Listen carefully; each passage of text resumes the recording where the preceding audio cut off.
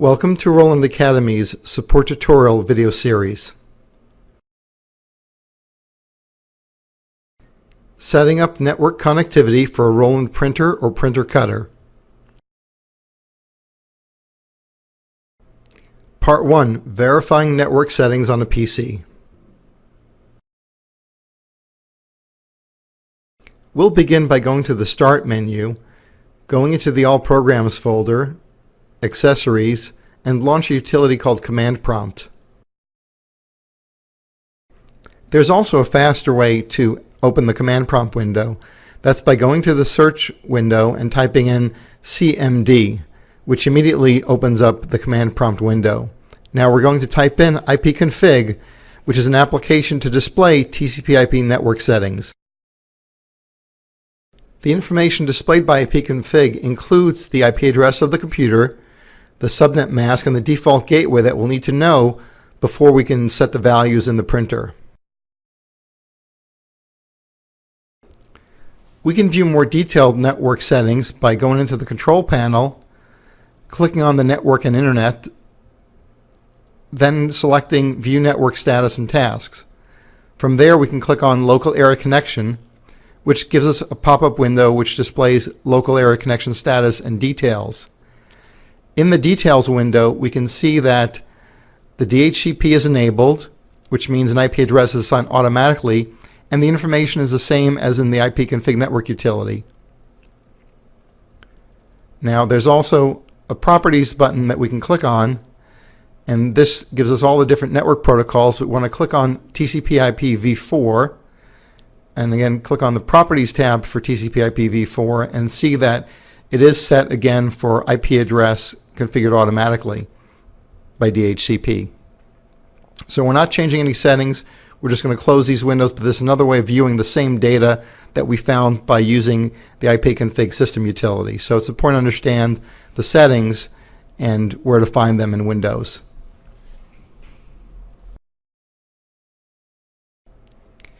Now Windows also has a shortcut you can use to view those network settings. You can type in ncpa.cpl in the search window, press the Enter key, and then it'll take you directly to the local area connection icon. From there you can right-click on the icon, click on Status, and again it opens up that local area connection status window much faster.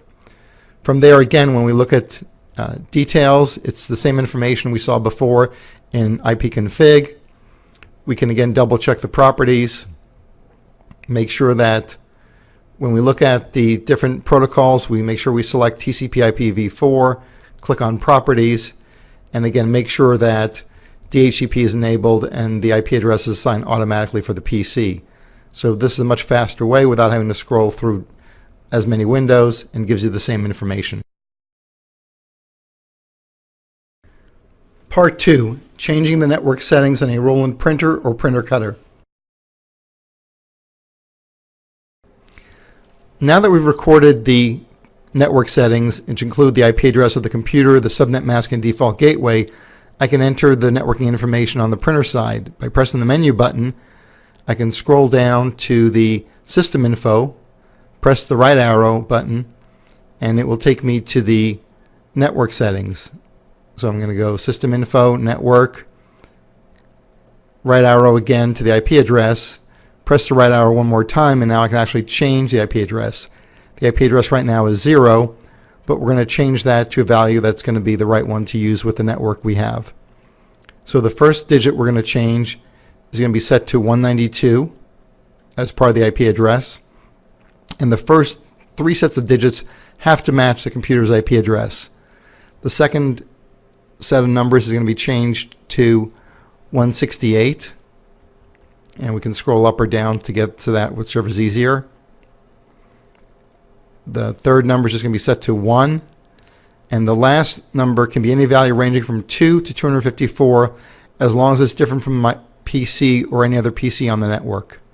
When I'm finished, I can press the Enter button, and now that value is stored in the printer. I can step back and check the IP address again. If I click the left arrow one more time and down arrow, I can go to the subnet mask. So now we're going to change our subnet mask, and that we're going to leave at 255, 255, 255, and 0, which is the same as a PC subnet mask. Pressing the Enter key stores the value. Then I'm going to press the left arrow to go back one level and go from the subnet mask to the gateway address. Now in this case, when I press the right arrow, the gateway address is set to 0. I want to change that value to 192.168.1 and 1. After I've made those changes, the control panel says now processing, which means it's storing those values into the printer's firmware. And once that's done, I can go back and verify that my IP address is set correctly. It's different from the value for the computer. I can go back and check the subnet mask value as well as the gateway address. Pressing the left arrow button takes me out of the submenus. I can press the menu button, which takes me back out to the ready state for the printer, and I'm now ready to go into VersaWorks and print. Part 3, adding the network settings for a Roland printer or printer cutter in VersaWorks. Now that we've configured the network settings for our Roland printer cutter and connected the device with an Ethernet cable to our network, we're ready to launch the Roland VersaWorks RIP software. Now, when opening the Roland VersaWorks RIP software for the first time, a printer settings window is displayed that allows us to manually enter in the IP address of the printer we just configured for our network. We're going to type in now the same IP address as entered on the front control panel. In this example, it's going to be 192.168, 1, and 20 for the last digit.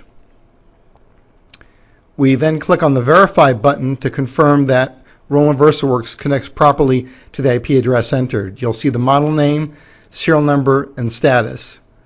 And again, the IP address is the same as we entered in the printer control panel. Click OK, and we'll skip installing the printer driver at this point. Now we can see that the printer status is displayed as ready to print. We can go back to the printer settings at any time, and we can see that we can add, by clicking on the Add Printer icon, up to 4 devices in total by entering additional IP addresses. The printer status window also displays the IP address of the printer as well as the serial number, printer status, and ink levels for convenience.